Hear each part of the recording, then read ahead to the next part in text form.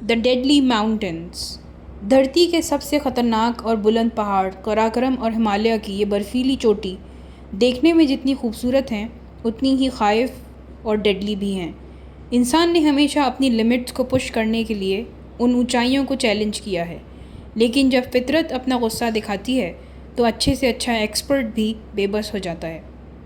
حالیہ دنوں میں دنیا کی 12th highest mountain peak Broad Peak پر ایک ایسا ہی خائف اور دردناک حادثہ پیش آیا جس نے پوری دنیا کی ماؤنٹینئرنگ کمیونٹی کو ہلا کر رکھ دیا ہے۔ آج کی اس ویڈیو میں ہم صرف اس حادثے کی بات نہیں کریں گے بلکہ یہ سمجھیں گے کہ 8000 میٹر کی اونچائی پر آخر ہوتا کیا ہے، کیوں اتنے ایکسپیرینس کلائمرز بھی ان برفیلی طوفانوں کا شکار ہو جاتے ہیں۔ سب سے پہلے اس جگہ کی جیوگرافی اور ایکسٹریم ویدر کو سمجھتے ہیں۔ براڈ پیک، جس کی ہائٹ 8047 میٹرز ہے، یہ دنیا کی دوسری سب سے اونچی چوٹی K2 کے بالکل مقابل واقع ہے۔ کوہ پیمائی کی دنیا میں 8000 میٹر سے اوپر کے علاقے کو دا ڈیتھ زون کہا جاتا ہے۔ اب سوال یہ ہے کہ اسے ڈیتھ زون کیوں کہتے ہیں؟ Oxygen deficiency. اس ہائٹ پر آکسیجن کی مقدار سطح سمندر کے مقابلے میں صرف 1/3 رہ جاتی ہے۔ انسانی جسم یہاں زندہ رہنے کے لیے نہیں بنا۔ آرگن فیلئر کا خطرہ لمحہ بلمحہ بڑھتا ہے۔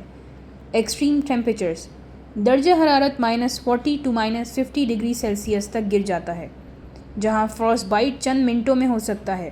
ایولانچ ڈینجر، جب پہاڑوں پر تازہ برف جمتی ہے اور تیز ہوائیں یا ٹیمپریچر کی وجہ سے برف کی لیئر سلپ ہوتی ہیں تو لاکھوں ٹن برف سیکنڈز میں نیچے گر جاتی ہے۔ اسے ایولانچ کہتے ہیں اور اس کی سپیڈ 200 کلومیٹر پر آور سے بھی تیز ہو سکتی ہے۔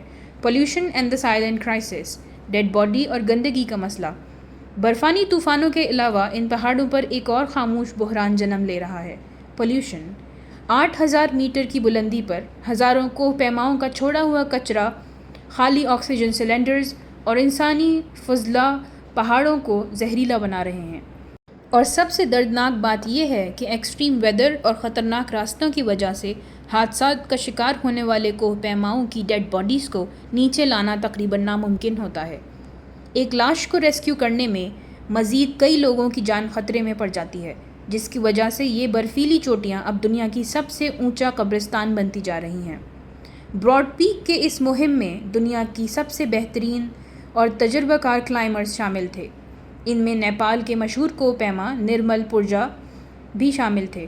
وہی نمس دائی جنہوں نے نیٹ فلکس کی hit documentary 14 peaks nothing is impossible کے ذریعے دنیا کو حیران کر دیا تھا اور تمام 14 چوٹیوں کو ریکارڈ ٹائم میں فتح کیا تھا۔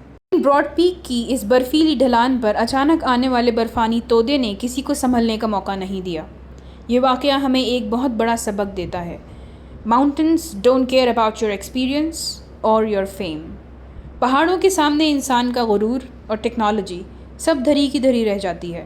کلائمرز اپنی جان خطرے میں کیوں ڈالتے ہیں؟ یہ صرف ایک ایڈونچر یا شوق نہیں ہے، یہ ہیومن لمٹ اور کریج کا امتحان ہے۔ لیکن اس بار نیچر نے اپنا فیصلہ سنا دیا تھا۔ ایک مشہور کوہ پیما نے کہا تھا: "We do not conquer mountains, we only stand on their summits for a brief moment if they allow us."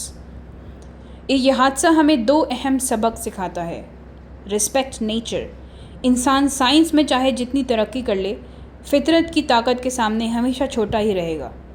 Value of life, adventure اور خطرے کے درمیان ایک بہت باریک لکیر ہوتی ہے۔ اپنی حدوں کو جاننا ہی اصل حکمت ہے۔